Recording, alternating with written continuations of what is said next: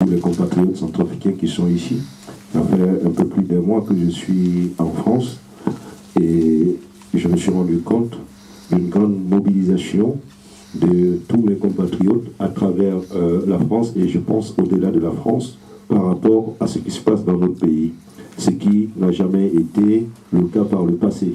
Ce qui témoigne aussi que si la communauté internationale voudrait bien écouter la voix de tous ses compatriotes qui cherchent par tous les moyens à apporter des réponses aux problèmes centrafricains, peut-être que nous pourrions ensemble trouver les solutions idoines sur la résolution de la crise dans notre pays.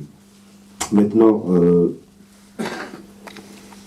pour compléter ce qui a été dit d'abord sur le plan humanitaire, il faudrait dire qu'avant de venir, j'ai fait pour le compte de Human Rights Watch des tournées à l'intérieur du pays et la situation est plus que dramatique par rapport à Bangui parce que dès l'avancée, dès le mois de décembre de la CDK pour prendre le pouvoir à Bangui, toutes les structures sociaux de base et administratives ont entièrement été détruites.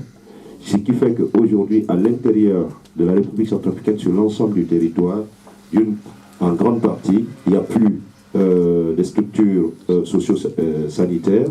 La population, fuyant les exactions, se retrouve pour une grande partie, parce que beaucoup de villages et de maisons ont été brûlés et détruites dans l'ère avancée, se retrouve pratiquement à la belle étoile dans la forêt et dans la brousse pour certains. Donc voilà un peu pour compléter cela. Maintenant, je voudrais m'apaisantir un peu sur dans les médias et dans beaucoup la manière où on a communiqué sur la crise en Centrafrique. On a voulu montrer la Centrafrique comme un pays où il y avait d'un côté les chrétiens et d'un autre côté les musulmans. Je voudrais que justement cette manière d'analyser la crise en Centrafrique soit très rapidement corrigée. Parce que de mémoire de Centrafricains et de l'histoire de notre pays, il n'y a jamais eu un problème de religion ou un problème de chrétiens et de musulmans. Et de la même manière, il n'y a pas d'église ou de mosquée en Centrafrique qui entretiendrait des jeunes et qui formeraient des milices au nom de la religion. Ce qui s'est passé en Centrafrique, c'est plutôt la question de la mauvaise gouvernance successive de différents régimes qui se sont succédés, la pauvreté, et aussi, il faut se rendre à l'évidence, la politisation de l'administration, la politisation de l'armée et l'ethnisation du fonctionnement de l'État. Et c'est le défi qui se pose aujourd'hui aux Centrafricains. C'est le défi qui se pose aux Centrafricains aujourd'hui, c'est comment, au sorti de cette crise, comment devons-nous poser les bases d'une renaissance de la République centrafricaine sur les mots chers à Boganda qui sont l'unité, le travail et la dignité. Mais mieux encore, zo, kwe, zo. Zo, kwe, zo.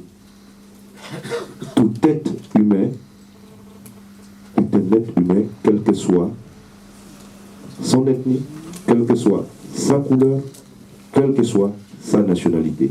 C'est pour cela que la Centrafrique a été toujours un pays d'accueil.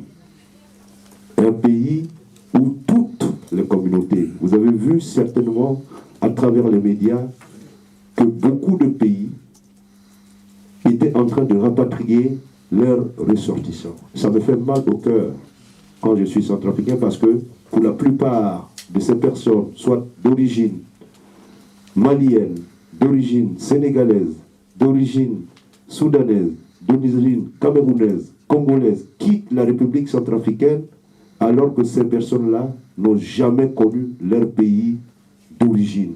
Ils sont nés, il y en a qui sont en Centrafrique, voilà bientôt 50 ans, qui ne connaissent le nom de leur pays que par le fait que tout simplement leurs parents leur ont dit qu'ils sont d'origine malienne, etc. Ils ne comprennent même pas une langue de ces pays-là. Ils ne parlent que le sango, ils sont centrafricains. Aujourd'hui, c'est un défi parce que cette crise a créé une fraction dans la société centrafricaine. D'un côté, la pauvreté, la misère, et enfin toutes les scènes que vous voyez, quand vous voyez des jeunes qu'on utilise. Moi je disais à une certaine époque, avec ce pays-là, avec 1000 euros, si je suis au bord de la Seine, je peux lever une rébellion en Centrafrique. Parce que justement, la misère et la pauvreté, une population très jeune, où l'éducation et la culture ont été négligées, où les différents dirigeants successifs ont mis en place une gouvernance clanique et ethnique, et où la compétence a été reléguée au dernier plan, on ne pouvait qu'arriver à cela. Aujourd'hui, nous sommes, à tout malheur est bon. J'ai dit, cette tragédie est peut-être la dernière chance pour les Centrafricains de relever la tête, que tous ceux qui sont compétents, tous ceux qui ont une vision pour leur pays, puissent se souder. Et c'est là, nous devons enlever de notre esprit tout ce qui nous a détruits, la division, la haine. Je rencontre ici un certain nombre de responsables politiques qui veulent être des candidats. Je leur dis, mettez-vous autour d'une table. Peut-être qu'ensemble, vous pouvez aider, parce que chacun de vous a des idées. Mais ils sont toujours restés sur leurs égos. S'il y a un débat, s'il y a quelque chose que je dois dire, c'est à vous, tous ces hommes et femmes qui veulent faire de la politique. Le moment est venu pour vous de laisser de côté vos ambitions, parce que ces ambitions-là, individuelles, nous ont amenés là. Nous ont amenés non seulement, parce que j'ai vu des gens crier, on a convoqué le CNT à N'Djamena, oui, nous sommes devenus le vassal de ces pays-là qui interviennent dans la crise chez nous, tout simplement parce que nous ne pouvons pas nous entendre.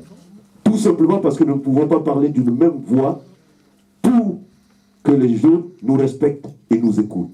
Alors, il faudrait, une des pistes, c'est que tous ceux qui sont intéressés, société civile, hommes politiques, parce que je suis là pour faire des propositions, c'est que vous vous rencontrez, que vous laissez de côté vos égos et que vous définissiez quelque chose pour l'avenir de la République centrafricaine. Deuxièmement, je crois avec cette fissure dans la société centrafricaine, l'enjeu de la culture devient nécessaire et de l'éducation. Il faudrait nécessairement que nous nous refondons sur notre valeur, sur nos valeurs culturelles. Je sais ici, prenez le Montenguene, prenez le Badouma, n'importe quelle chanson, n'importe quelle danse de notre pays, elle est dansée, elle est chantée par tous les Centrafricains. Alors utilisons cette arme-là pour réconcilier les Centrafricains avec eux-mêmes. Lançons dans notre pays des caravanes et des carrefours de la paix, qu'il y ait des espaces de débat et de dialogue entre les Centrafricains pour remodeler la société centrafricaine. Et je pense que si l'opération Sangaris ou tous ceux qui interviennent en Centrafrique n'arrivent pas, c'est tout simplement une méconnaissance de cette société pacifiste et cette société où les problèmes sont la misère. Aujourd'hui, ce qui s'est passé en N'Djamena, vous voyez, demain peut-être on va arriver à désigner et à définir un agenda politique pour la transition. Mais sur quoi va-t-elle se fonder? Parce que même ceux qui vont être élus et désignés, si ils ne sont pas accompagnés pour relever ces défis que vous venez d'ailleurs de citer, les défis humanitaires, mais aussi de la reconstruction de l'État, de la refondation de l'armée. Hein? J'entends des gens dire qu'il faut faire appel aux FACA centrafricains, mais il n'y en a pas. Il n'y en a pas. Les FACA, depuis le début, vous le savez, ont été politisés et instrumentalisés.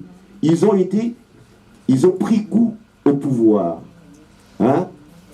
Des militaires qui prennent goût au pouvoir, parce que de tout temps, il n'y a eu que des généraux qu'on a mis à la tête du pays, et on n'a mis que des militaires au pouvoir. Alors, ils ont pris goût au pouvoir. Il faut reconstruire et rebâtir une armée sur des jeunes. Hein? Maintenant, je terminerai pour donner mon sentiment. Aujourd'hui, vous savez, j'ai expliqué un peu la composition de la Séléka.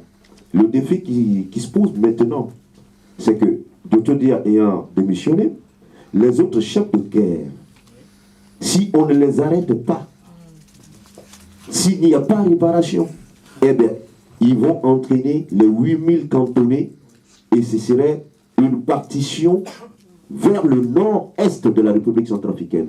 Ça, c'est un premier problème. Deuxième problème, comment faire avec des anti-Balaka? Et il ne faut pas nier, il y a des politiques qui sont en train d'instrumentaliser et de donner des armes à des jeunes pour mettre le chaos. Parce qu'ils veulent se servir de ça pour aller à la table de négociation et partager un cadeau de la Centrafrique qui n'existe plus. Alors il faudrait que ces politiques-là comprennent que ce n'est pas de cette manière-là. On a une autre façon de nous réunir pour que chacun pose ses préoccupations, mais pas celui d'entraîner des jeunes, de leur envoyer 1000 francs, 2000, et de leur donner des ordres en disant prenez vos machettes, allez, mettez le chaos, parce que c'est de cette manière-là qu'on peut nous entendre. Je vous remercie.